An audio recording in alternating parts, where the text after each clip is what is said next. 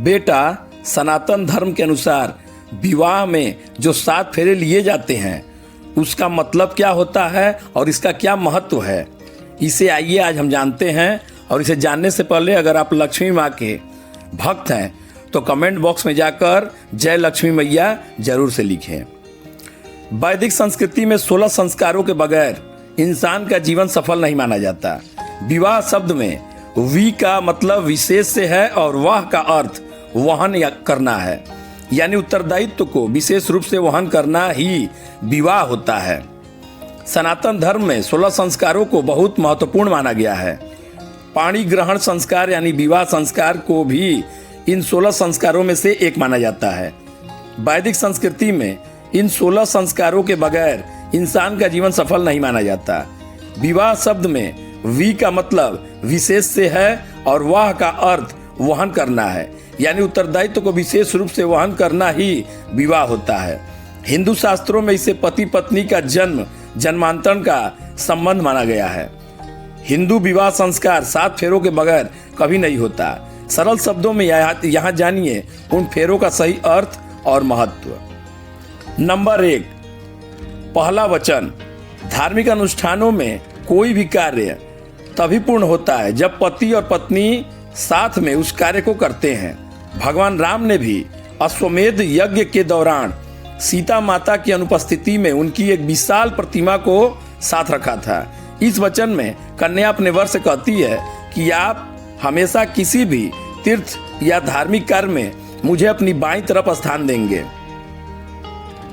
Number 2, दूसरा वचन। एक स्त्री में हालातों काफी दूर तक देखने की क्षमता होती है। इस वचन के जरिए कन्या अपने भावी पति से ये वचन मांगती है कि आप अपने माता पिता की तरह ही मेरे माता पिता का भी सम्मान करेंगे। ये वचन दोनों परिवारों के बीच आपसी सम्मान और मधुर संबंध बनाए रखने के लिए पत्नी को दूरदर्शिता का बेहतर उदाहरण है। नंबर 3, तीसरा वचन। तीसरे वचन में कन्या कहती है कि जीवन की किसी भी अवस्था में यानी युवावस्था, पौढ़ावस्था और वृद्धावस्था में आप मेरा ध्यान रखेंगे, मेरा पालन करते रहेंगे, तो मैं आपके वामांग में आने को तैयार हूं। नंबर 4, चौथा वचन। चौथे वचन में कन्या होने वाले पति को उसकी जिम्मेदारियों का एहसास कराते हुए आत्मनिर्भर बनाने के लिए कहती है। इस वचन के माध्यम से वो कहती है कि विवाह बंधन में बंधने के बाद आप घर परिवार की जिम्मेदारियों से बंध जाएंगे। परिवार की जरूरतों को पूरा करने का उत्तरदायित्व अब आप पर होगा। नंबर 5, इस वचन के जरिए कन्या वर से कहती है कि विवाह के बाद घर के कार्यों, लेन देन या कोई अन्य खर्च करने से पहले आप एक बार मुझसे इस विषय में बात जरूर करेंगे। ये वचन भविष्य में पत्नी के अधिकारों को सुनिश्चित करता है। नंबर 6, छठा वचन। छठे वचन में पत्नी कहती है कि आप मेरी सखियों या अन्य लोगों के बीच मुझे अपमानित नहीं करेंगे, साथ ही जुआ वगैरह बुरे कर्मों से खुद को बचा कर रखेंगे, तो ही मैं आपके वामांग में आने को तैयार हूं। 7वां वचन जानने से पहले अगर आप मेरे चैनल पर नए हैं तो इसे सब्सक्राइब करें, इसे शेयर करें और एक लाइक जरूर करें। चलिए जानते हैं फटाफट से नंबर 7, 7वां वचन।